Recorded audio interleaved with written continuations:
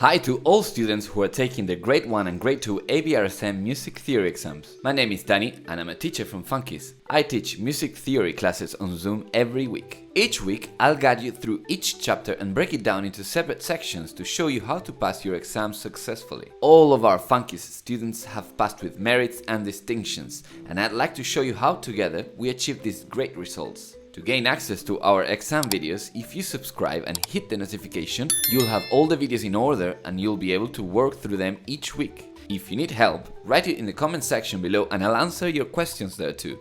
Let's get started. First, you'll need your Grade 1 or Grade 2 Eric Taylor book, Music Theory in Practice. If you don't have a copy, please order it from our website, Fun-KeysForKids.com. Make sure you have a pencil, a rubber, a ruler and some note paper. If you have to draw any stems, staves and bar lines, always use a ruler so the examiner can identify your notes and lines clearly. You don't want to lose any notes if your work isn't legible. Now let's look at Grade 1 first. If you're taking Grade 2, use Grade 1 as a recap or skip to the Grade 2 section in the latter half of this video. Let's start with Exercise 1, Time Values, on page 4. Time values tell us how long each note in music lasts for. In Grade 1, we are looking at 4 notes in particular.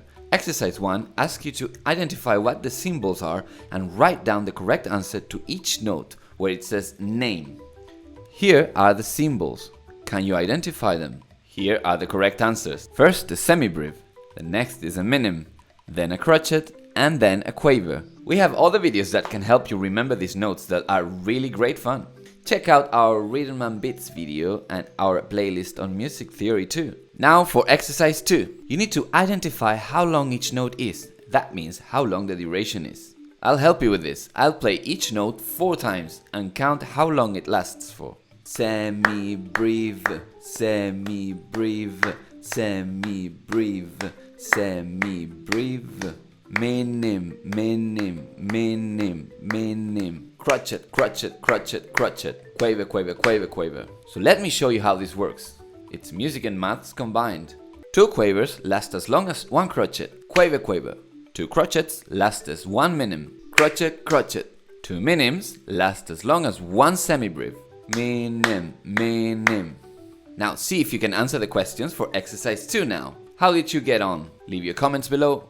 Okay, now let's move to our Grade 2 ABRSM book. If you need a copy of this book, you can order it via our website. Let's start with page 5, ledger lines. Ledger lines are used to write musical notes on. There are 5 ledger lines that we use both in treble and bass clef. In Grade 2, we learn how to write notes above and below 2 ledger lines. Now let's break down Exercise 1. Firstly, the question asks you to name each note. Make sure you look at the clef first. The notes on the treble and bass clef are not the same. Some notes have accidentals. If you get stuck on this exercise, remember the shortcut to learn the notes on the lines and spaces. Every good boy does fine for the treble clef, great big ducks fly away for the bass clef. You can use this method to work out the notes on the ledger lines above and below the stave. Check out our playlist for treble and bass clef notes if you need further help. You can also come to our homework club on Zoom every week too. Drop us a line if you would like details on how to join in the comment section below. Now Exercise 2. This is a really fun exercise. You have to write the same note in the other clef. For example, if we have an E in the treble clef, you have to write it on the other clef. But, this is super important, it must be on the exact position. Now you may ask, can I put the note anywhere? As there are a few options, and the answer is no. It must be in the correct position. So if you were to read it in either the bass or the treble clef, the position of the note would be the same and not on a lower or higher octave.